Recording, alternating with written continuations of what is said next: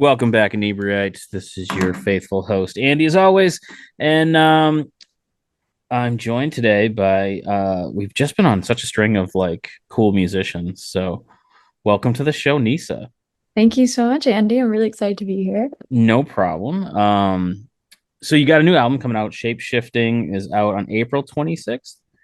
That's right. It's now April, so It's so less. funny. Like I saw that date. I'm like, wait, has that already passed? This year has No, been I know. such a blur. And I'm like, oh, no, we're getting into April. I know. It feels like it was January was the longest month ever, and then February is short by nature, but also just felt like it blew by. And now it's like spring is on its way. Technically, it's already here, but in New York, like we've had a false spring. And we had our first like really nice day yesterday. So yeah, I'm excited to have good weather, to have the album coming out so soon. April is my birthday month, so it's just Oh, my favorite time happy of year. birthday. Thank you. Yeah, it's we finally had two good days back to back. Today's kind of middle of the road, but we had like rain for like 2 weeks straight, it felt like. Oh man, we're it's currently rainy here too. And I find the rain to either be like creatively at least, like it can be like like a push to like stay inside and do something and like write, or it can just like hinder me from feeling mo any motivation to do anything. See, I'm more Um, of that. I'm more like, oh, it's a yeah, perfect nap day. Let's binge totally. Netflix. It does like bring exhaustion. Like it's Yeah, like, cool, like there's no sun. I That's my source of energy. So plants aren't happy, I'm not happy. So yeah, I'm having a medium day where like got a sandwich, like did some walking and like yoga and stuff, and now I'm ready to start my day officially. do you find that kind of morning ritual important to kind of like your workflow? Because like I'm very much such a creature of habit. Like Yeah, I have to like get up and I have to have my breakfast sandwich and totally. my caffeine and like don't talk to me before I have caffeine and It then like literally don't. Yeah. yeah which is always an interesting aspect when you live with people. They're like Absolutely. you seem moody and I'm like shut up. You know why? Don't Yeah. ask. No, I have a similar thing where I think like my first 30 minutes of the day, if I need to like sit and drink coffee, and if I don't have co access to coffee at home, like I need to go out and get coffee, like same thing, like I'm nonverbal until I have caffeine, and then I need to like either journal, which I've been good at it the last half of the year. I'm very on and off with that kind of thing, but I Hmm. prefer to do it in the morning. So I've started to do it in the morning with coffee. And then I'm ready to like start my day. But I like to have a nice walk as well. And that's harder in the winter, like to motivate. But a lot of my process, at least like writing and when I'm working on something, is movement helps me a lot. So any sort of movement, if it means like getting myself out of the house for a little bit, or like working out, or if it's also just like travel, it can be anything. But I'm kind of spurred by like not being, I'm a creature of habit who likes to do things in different places. I think that's the way to put it. That yeah, I am that's a good way to put it. Like I'm a creature of habit in the morning. And then like once my day starts, my days are just like so weird and chaotic and Totally. they're never the same. Um but uh I was talking to someone else recently who does like a lot of journaling. Do you find that like really important to your songwriting?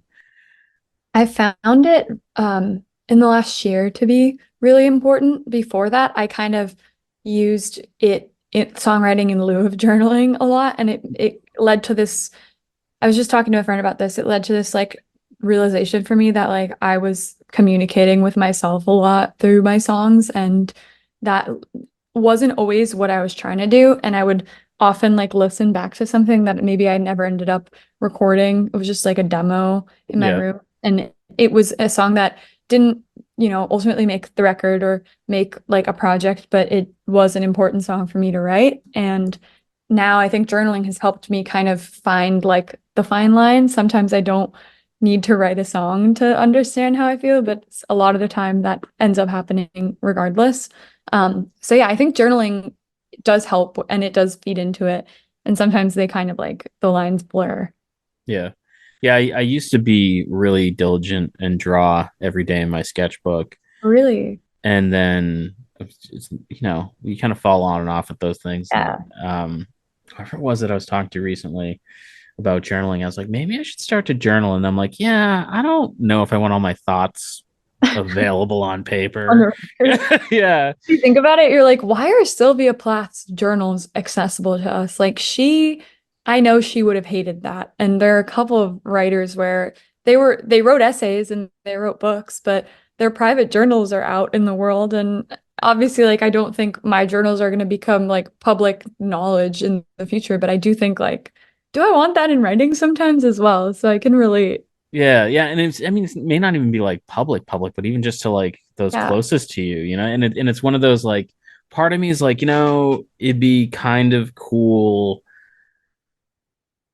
to leave something like that behind Yeah. for my kids. My kids are like young adults now, and which is a really interesting time because you're kind of seeing them as like people and not children anymore, Totally. and to kind of be like my parents were so old school traditional that like I don't know anything about them, Yeah. but to kind of give them like insight of like who I was, more in depth, but in the same aspect being like I don't know, because I feel like I would, I don't, it's just that. I totally get that. do Yeah. you, do you start to do you where you're putting it down, do you ever Yeah. go, well, I'm not going to write that down because Yeah.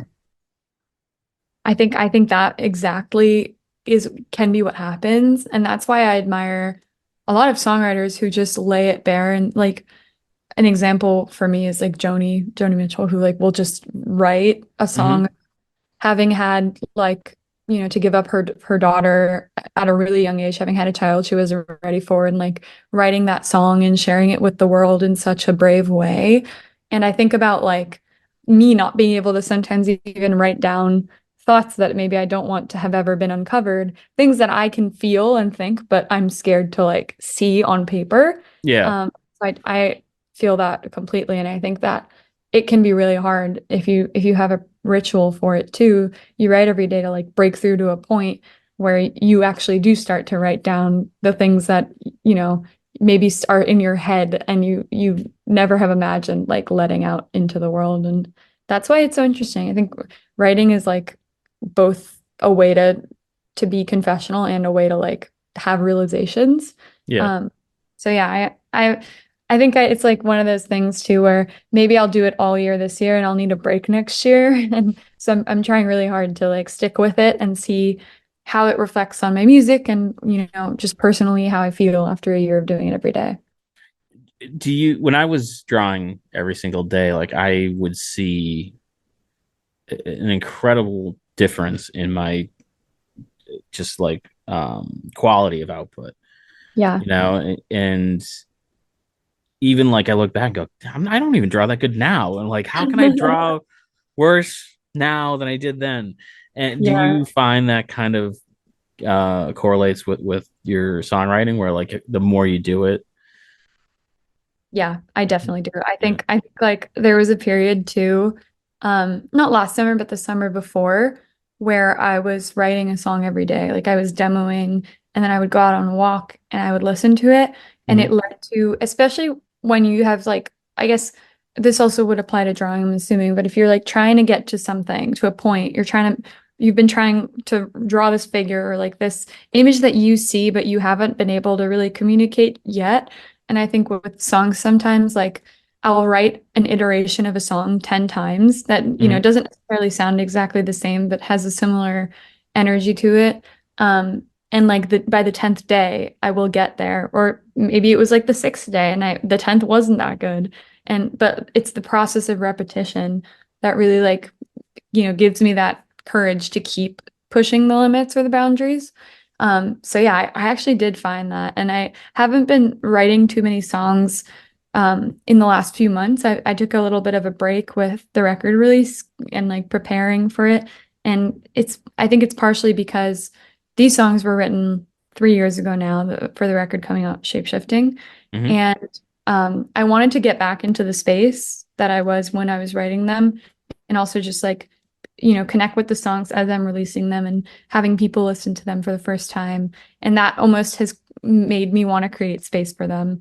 So I think it's interesting, like writing every day versus like taking breaks and like what that can do to your writing and just like where you end up going with your work afterwards. Yeah. So I don't know if you've experienced that with drawing as well. Well, it's funny because you're saying how like you were doing it to kind of achieve a goal, and that's like literally how that drawing every day started. I mean, everyone's like, "Oh, you should draw every day," and you're like, "Yeah, sure."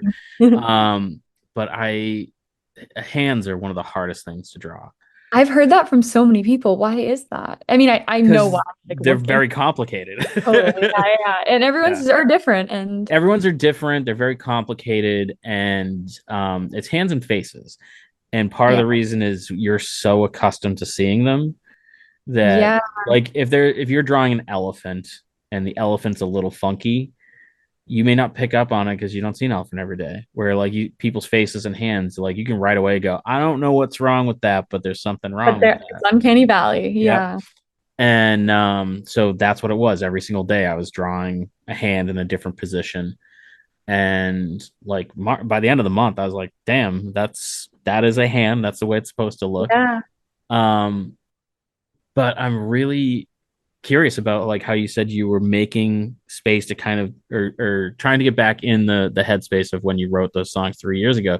Is it important for you to kind of be in that headspace like when you're performing them? That's a really good question. I think with this record specifically, um, it will be important to me. I haven't performed many of the songs live yet. I have a tour coming up in May where I'll be trying a lot of the material out live in a band setting for the first time. And I found that like because of how different they are from the music I've released before, Mm-hmm. even though sequentially they were written, before some of the songs that I put out in the past few years, I found that like they're just it is important to go into that world because it is a very specific one sonically. And it is a bit of like character acting in terms of like these songs are deeply personal and they were written about my experiences, but in many ways I've shed that skin. And so I find that it's helpful to kind of walk back and like try and understand myself 3 years ago and what I was going through. And it's definitely leaking into the performing aspect as well, because I think, a lot of many intersecting parts of our lives are performance, right? And identity in many ways is Yeah. performance. So Mm-hmm. I found that performing live, that's an album that is in many ways about my identity and, a lot of revelations that I was having and communication style and all that stuff. It's like I have to remember that this is still me, but, me 3 years ago had a very different outlook on many things. And so I find that kind of like listening and, performing with a band, it brings me back into that place. And I think it's actually helpful because I think I connect more deeply to the music that I wrote and like stand by it.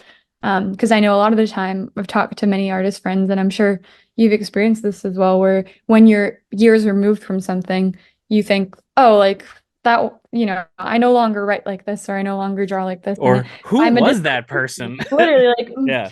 new year, new me. But I Yeah. think actually like I'm very happy to be now standing by it, and like the space has given me a chance to like find a way to perform it and like talk about it that is different because I was so in the thick of it when recording. And it's fascinating to like look back at something you made a few years ago. Any medium, anything, I think, any art and otherwise, like just being able to have space and like, dig deeper. It's so funny that you're talking about that. I got a text from my youngest last night, and it was something they're doing for work, and they're like, "Does this? How'd they phrase it? Does this have it like right here?" Yeah. Um,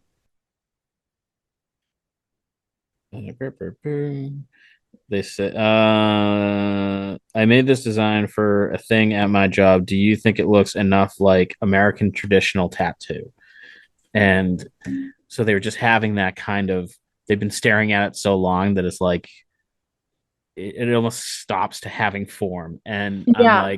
I'm like, okay, so make it black and white. Email it to yourself. Take a photo of the thing you're looking at and look at the photo instead. And it's like Yes. having that little bit of separation and like, oh my God, these are really good ideas. I'm like, yeah, I'm kind of smart once in a while. It's literally exactly it. You're like, Yeah. okay, cool.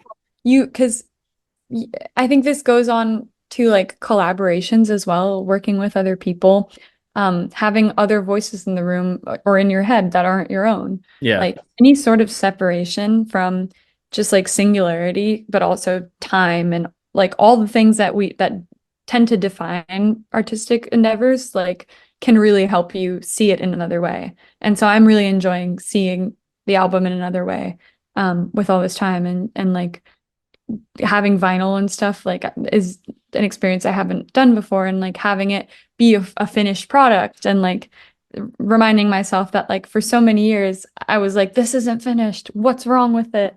What feels like it still needs a finishing touch? And now Have you achieved that feeling of a finishing touch, or are you just like, I am done with it? Because that is I really think two different things. Of it it's done and totally, I am done with it. I actually do feel that this is finished. And what's funny is like so many changes happened in the last year. Like Ronnie and I recorded two new songs for the record. And I think the 2 year gap in between helped us understand like where they needed to go Hmm. and what the record was not necessarily missing, but like what could make it even more shape-shifting. And we took out some songs that like, were equally special, but maybe felt like those spaces could lead to new discoveries with the time. And I think we both felt that like not quite there yet for a while. And this past year was when we got there. And I think part of it is like necessity as well, is like we knew we needed to release it, and not just like timeline wise, but like it was time for us. And Yeah. and I that gave me an understanding of like what it meant to be finished with something. And I think I have a tendency to always be trying to make something either better or different. And so with releasing music, I've always kind of been a little bit pushier with myself about, you know, being decisive. And I'm not the most decisive person in other aspects of my life, but here with Yeah. writing, I try to be, more more permanent. So, and I think that's cool. I think like something can be permanent and not reflective of your entire life. Like, Yeah. it can be a moment in time and still the right moment for that art to come out. And some we're so inundated with choices that it's like sometimes Yeah. it's not even a matter of being decisive. Sometimes I don't want to make a choice, So true. and it's we work a lot with bars, breweries, and restaurants. And so I'll go into one and they'll be like, Andy, the usual, and they'll give me like a Guinness, and then I'll go in somewhere else and they'll be like the usual, and it'll be a PBR. And they're like, my friends will be like, those aren't even close to this. I'm like, I know, but it's like I asked for one time and I'm so overlooking it, I'm these huge done. dictionary beer lists. I'm like, I don't want to make a decision about a beer. I just, and You just want to be at the bar yeah, sometimes. yeah, Yeah. I find that like things that are my favorite tend to be my favorite for long periods of time. Like I have like a regular breakfast order. I have my favorite director. I have Oh, who's your favorite director? Agnes Barda. I don't She's know who a that new is. wave director. I can also send you like a list of her films that I love, but Okay. I just love her very much, both personally and like her film style and her outlook on life and art. And that hasn't changed for me, and I don't know that it ever will, but it's one of those things where there's always room to add more choices. But like I will always have my regular things, but where I become indecisive is when other people are involved. Like if it's like, what are we all gonna do? Then I don't like to make those decisions for groups. Yeah. So so with music, it's fun because like in many ways, like this is my solo project, but I have so many collaborators who none of my work would sound like what it sounds like without them. And I actually like that I don't have to make all the decisions all the time, like because I think that it's important to not always be the one making decisions. And And you're not always gonna have all the right ideas. It's yeah, having, and that's one of my favorite things about collaborating is sometimes like people be like, "How about we do this kind of thing?" You're like, "Oh my god, I would have never thought I would of that." never would have gone Yeah, there. Yeah. And I think like what's really funny about, I don't know if you've experienced this as well, but like in the last few years, I feel like people have been, and I think this is awesome, and like have done this a little bit before, but like producing themselves in music in many ways, and like not always having a big band or like Hmm. collaborators coming in and out. And I think everyone has their individual style of writing. Like writing lyrics can be very personal to me, whereas like writing music isn't as personal always. I think like I have a lot of friends who don't want to have anyone else in the process, and not because they don't value other people's opinions, but because that's how they've always done it and that's how they feel comfortable writing. But I've always uh like dreamed about being in like a big recording studio where people are maybe working on another album over there and they come in and they're like, "Oh, this is really cool. Come listen to what we're working on." And like that shared sense of just like there's no bubble. There's just everyone is doing their thing and everyone is kind of interested in each other's work. I think like the pandemic in many ways created this insularness, Hmm. and now I'm hoping that there can be more like of a sharing. And I think that's why I was so happy to hear about your like bars and restaurants and the different breweries that you do stuff with, because I'm so drawn to that sense of community with music and like poetry and film and all that. And I think like it's really cool to have that. And it's in New York, it can be everywhere. And I was gonna sometimes say I feel like New York has to have those oh kind of yeah, things. yeah, Yeah. absolutely do. And a lot of friends do like song shares and stuff like that.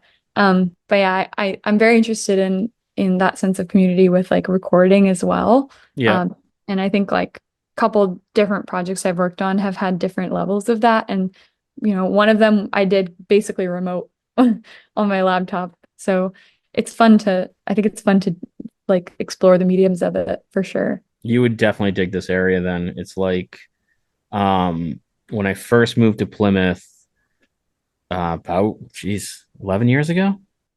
11 or Where 12, I you live think. from? Just another place in Massachusetts. I didn't move, I'd always Yeah, come to Plymouth, but I yeah. moved here to live.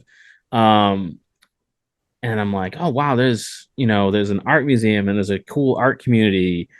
And then I found out, I'm like, "Oh my God, there's amazing talented musicians here." Like we have it's weird. There's like these up and coming, I don't want to say up and coming. I mean, there's bands who literally tour the world that are kind of like based in this area, Sick. and then there's like a whole nother section of kind of like older retired musicians that live here too, Oh, cool. and and it's just this cool vibe. And then I told you, I think before we started, that I got involved in with promoting stand-up comedy shows, and I'm like, oh my God, the stand-up comics are here are off the charts. And it's That just was so this cool. like really cool area with all these niches that are kind of coming together, Yeah. and we're lucky enough to be able to kind of take part in all of them. Yeah. And it's we hopefully we might be kind of going into the exact kind of thing that you were talking about. We moved offices like early last year, and within 6 weeks, they're like, "Oh, just to let you know, we're tearing this building down."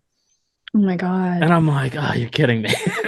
Dang. Yeah, but it's tied up because it's like a historic building. Yeah. Um, and so it won't be probably to the end of this year. And I was talking with a friend of mine who built himself a recording studio during COVID Wow. Like in in a house or a cabin or in a what was or is a band practice space. cool. And so Okay. it's very much like if you're there, people like just stick their head and be like, "Hey, what's up, man?" Um, and so we got to talking, and they also have put in a band performance space that has really taken off. And he's Um, like, it's really tough because it's kind of limiting when we can record, because if there's a performance going on, yeah. you can't record, which means there's less time for bands to practice. If bands are practicing, you can't record.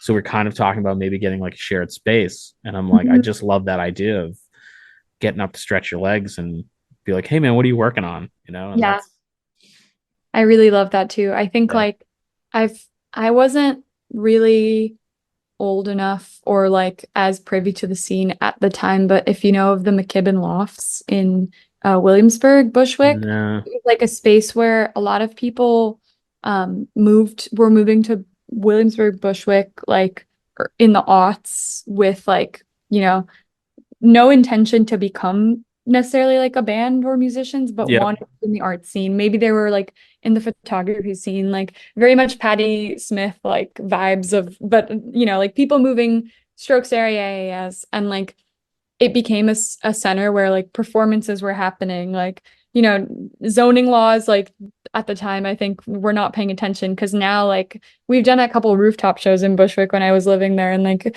the cops would come and like yell at us immediately. Oh, Whereas then they were having them in like the junkyards of Bushwick, like before that's it cool. became kind of gentrified. Yeah. Yeah. So I really love those stories, and like I've a lot of bands took off at that time just because they were surrounded by bands that they were inspired by, and like yeah, it's really fun. And I think like a similar thing tried to happen in New York the last few years, but we've kind of like turned it into a meme, like indie sleaze, if you've heard, with like in New York. And it's funny because I think there are awesome bands here and a big sense of community, but like, you know, there's no replicating that in New York because New York at that time, specifically Brooklyn and North Yeah. Brooklyn at the time, was really like a place where it was flourishing, and like, you know, community and like venues didn't matter. It's just about like being out and sharing new music. So I'm really excited to hear that Yeah, happening. there's just something about those kind of communities that happen organically that Yeah.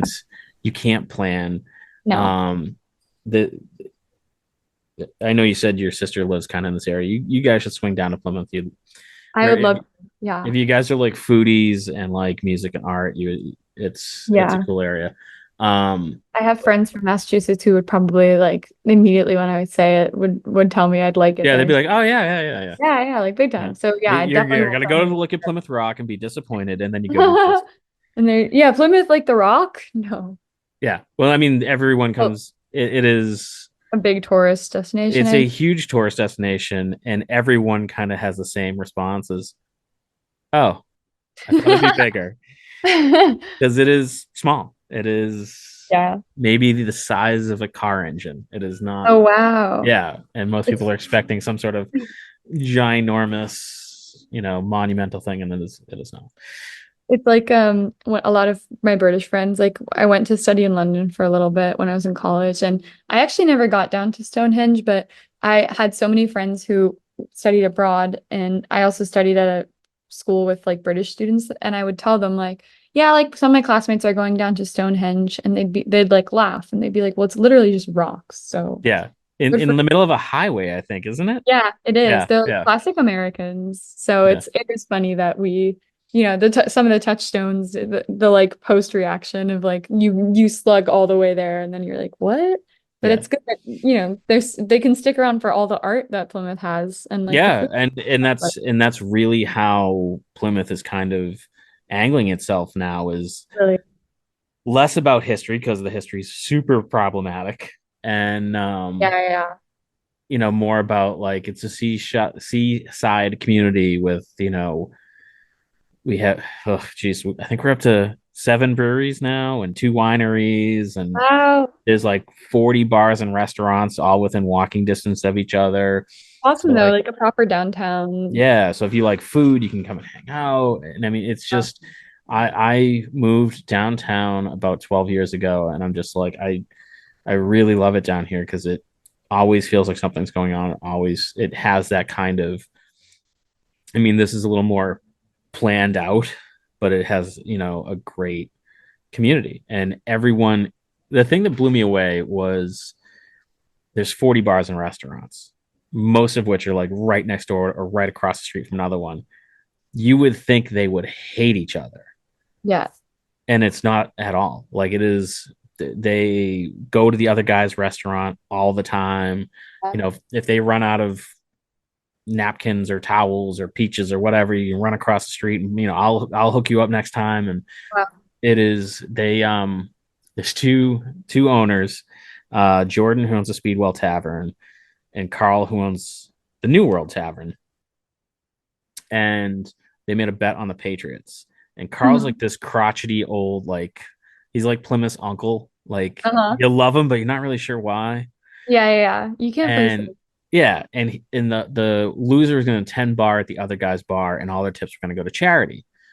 Oh, So that's great. so Carl lost, and there was like such, the entire community is like, we're going to go and make the most complex drink orders possible, to the point where Jordan's like, I can't have all these people. I don't have that capacity. So it was at the New World, and then they decided for entertainment, they turned it into an arm wrestling competition. Oh my God. So every restaurant put forward two competitors, a male and a female, in this arm wrestling competition, and it became like COVID ended up like knocking it down. But Oh. when they would have it, you couldn't get anything to eat in downtown Plymouth. They do it on a Oh, so Monday it became night. like a tradition. Yeah, and like every Oh, bar and restaurant would shut down and be there, and it would like people were in costume, and that's so it was fun. one of those like you couldn't have planned it, Yeah, but because it happened in that organic way and such that sense of community that it was so amazing, it was so much fun, and it was just that's so stupid, fun. you know. Well, that's the thing is like some of our like the best rituals and the most fun traditions are like the ones that you can't trace back to any like simplified story. Like the history and the legacy of that is so much more fun than like, you Yeah. know, you had like a planned lemonade stand that also would have been cool, but like this is what's really great and individual. I really love that. I feel like it really colors the town in my eyes as well. Oh Like yeah, yeah. is like, really happy to be there and sharing in like community, honestly, and just like something about New York that I really sometimes am daunted by is like there's a clickiness with certain scenes that Mm-hmm. uh I don't think is necessarily like, heinous, but I think it's definitely like, there's something about being edgy and cool that sometimes people turn into like a weapon almost. It's like It's almost like it's cool to be a little uncaring. uncaring and off-putting intentionally Totally. to someone who's not in the scene, you know. Exactly. And I Yeah. think that like can become an inevitable piece of living in a really big city. And like sometimes it's self-protective for people and like Mm-hmm. they, you finally find your niche and you're like, well, I'm gonna make it a little alienating to others. Yeah. And I don't think that the music community is like that much. Honestly, I think at least not within my friends or the people I've met and like been lucky enough to work with. But I think I've seen it happen and I've talked to a lot of friends who are in fashion, for example, where that can be like really daunting to I join the was gonna say I feel workplace. like that could be very catty. Totally. And Yeah. film too. It's just like, with schools like NYU that are as big as they are, you sometimes Mm-hmm. like you realize that like people need to kind of section off and it can become competitive. And I really love that there are places on the East Coast where that's not the case. And I've heard similar things about like Richmond and Norfolk and like smaller towns closer to the like southern eastern coast. Like my roommate's from Norfolk and he is always talking about how lovely and like artistic everyone is. And it's kind of like a gem in Virginia where that is possible and you feel a little bit more safe also to just exist as someone who maybe doesn't align with like the political and like Yeah. aspects of the state they live in. So yeah, it's I That's think it's cool. interesting how like different bubbles form in different places as well. Do you feel like, and this is something that I've experienced since we've been doing Inebri-art, but do you feel like that kind of community is building up amongst people that enjoy your music? Are they like the same people that are coming to the shows and kind of connecting with each other? I've had less like personal experience with it, but I've definitely spoken to people in different cities who I felt came to the music in a similar way. Specifically, like talking to someone in Nashville on our last tour, and then just like meeting people in Austin for South by Southwest of last year. Um, Mm-hmm. and just like playing on an unofficial showcase there and like playing some of the shows with bands that were from the UK and like meeting people who just came out organically and like live in the city and had a similar approach to where they were like, I heard this song.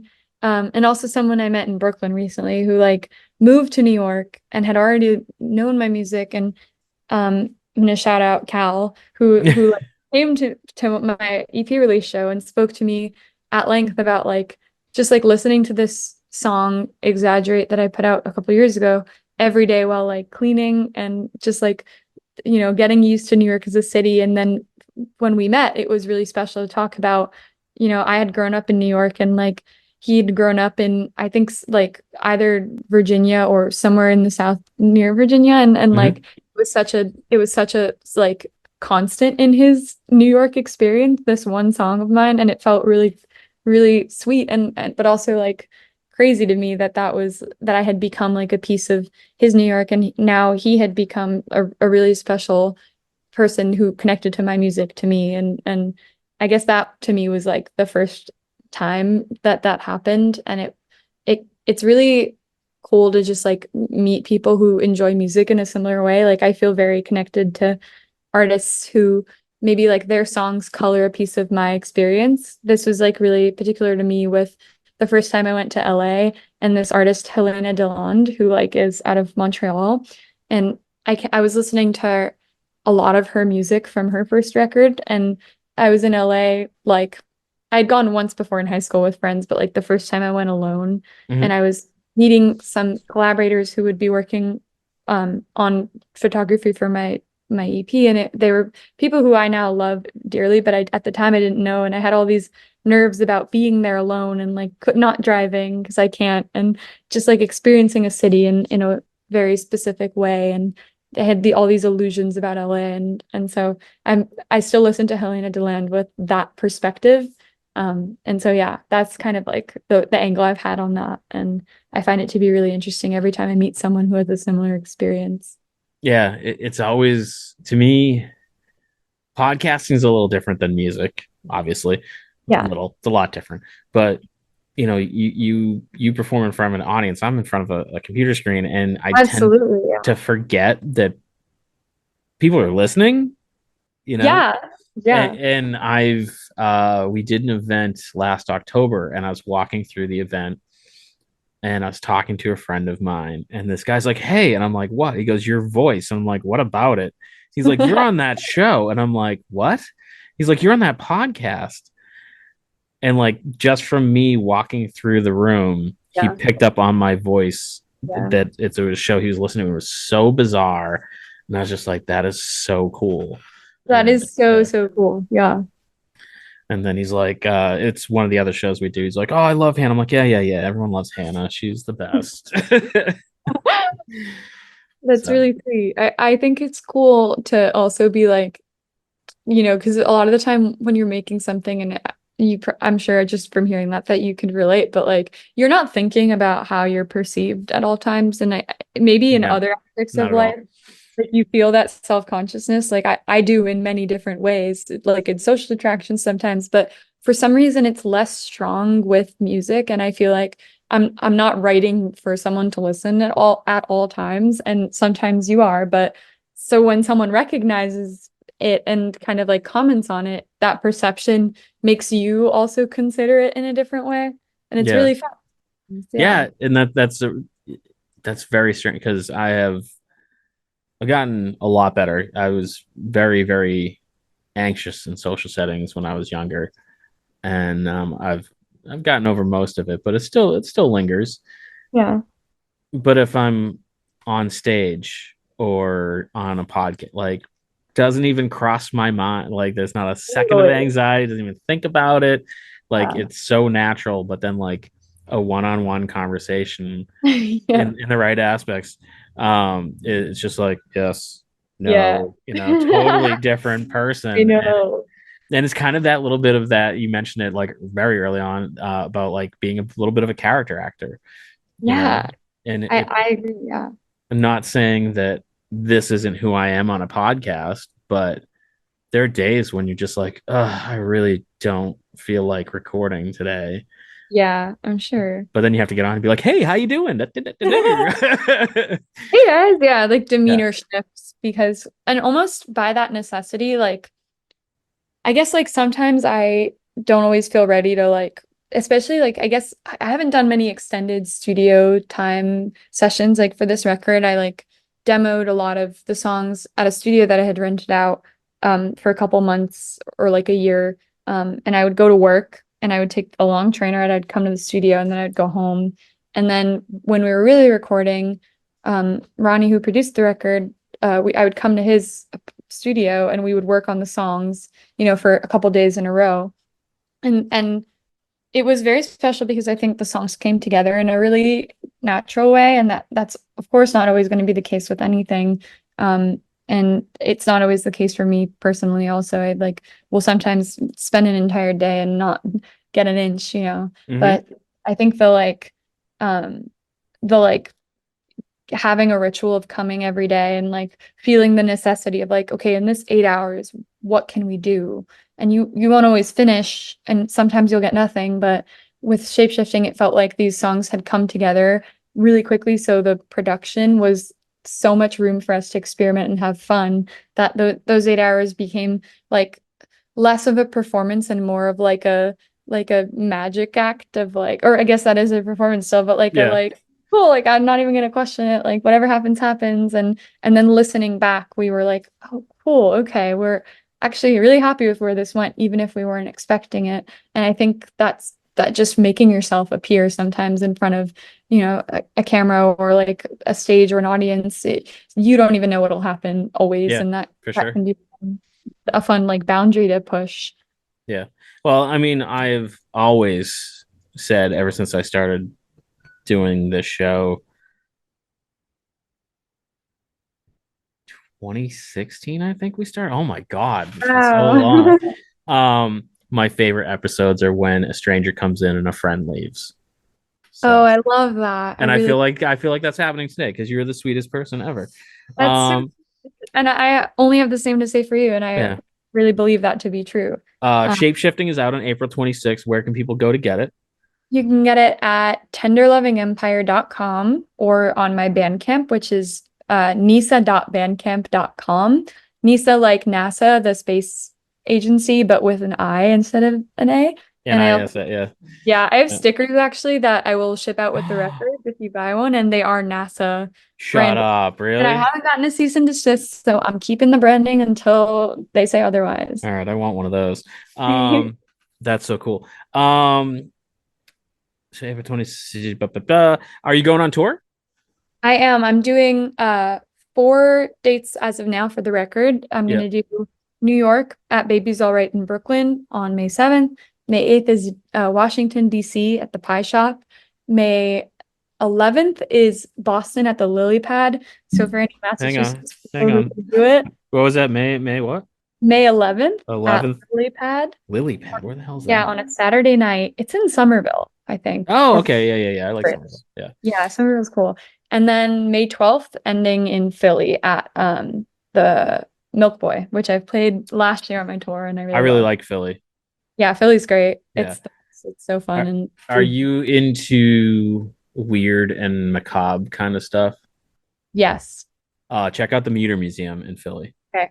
I will. That's awesome. I hope to have more time there this year because I've just like Yeah. gone on a day or two trip, and I would love to like spend more time. Yeah. Check it Muter out. was like the first doctor in this country who was like, you know, us doctors should probably go to school A and really good compile, realization. yeah, and compiled this now museum that keeps getting added to of like I guess teaching aids, but like more like weird and odd stuff. So there's like a mummified body that's slowly turning into soap and a wall of skulls, and Oh, it is so cool. you And go. it is like a litmus test for cool people because I have like a Muir Museum sweatshirt, and Love. every once in a while I'll walk by someone be like, I love that place. I'm like, you're the coolest person You're I actually so yeah. it's So like, stop. We need to yeah. hang. Yeah. All right. We're friends now. Yeah. Cool. Nisa, this was so much fun. Andy, thank you so much for having me. I had so Yeah. much fun. And Anytime you have stuff to promote, you just reach out and we'll have you back on. thank you And so much. I gotta check my schedule. I can do that real quick. May 11th. Love to see you in Boston if you can I make think it. I can. Is it a 21 plus show? It You know? should be. You know what? I I'll mean, I follow can up. check that out. I just only look because it's my youngest birthday that day. Oh, okay. So Well, I if can. you end up being in Boston, but don't change any birthday plans on my account, but would love to see you there. They're 20, so any birthday plan with dad is going to be like, I don't know, I'm free maybe like the Thursday before. Totally. Yeah. Okay. Okay, So great. So I'll definitely keep you posted on that because would love to see you both there. awesome. Would have a list spot for you both because on a Oh, birthday, there's no way they can buy tickets on their birthday. That's just not oh, fair. don't worry. They were going to make me do it. Cool. Awesome. Thank you so much. Listeners, go check out Nisa on all the places Nisa said to. And May 11th, if you're in Boston, I'll probably see you there. So Thank you, Andy, cool. again. Have an amazing rest of your day. I You can't wait too. to listen to many, many more episodes. Thanks. And thanks for checking out the show today, listeners. If you enjoyed the content today, you can go over to patreon.com/Inebri-art to support the show. You can join over there for just a few dollars a month and help us provide this fun content that you just checked out. You can also email us at Inebri-art.com with your questions, complaints, and concerns, or you can find us on all social medias at Inebri-art or at Inebri-art6 on Instagram. And also don't forget to check out our other shows, Bar Talk Podcast, Old Colony Cast, Inebri-art, and all the other shows on the Inebri-art Network, which you can find at Inebri-art.com. So thanks again for listening.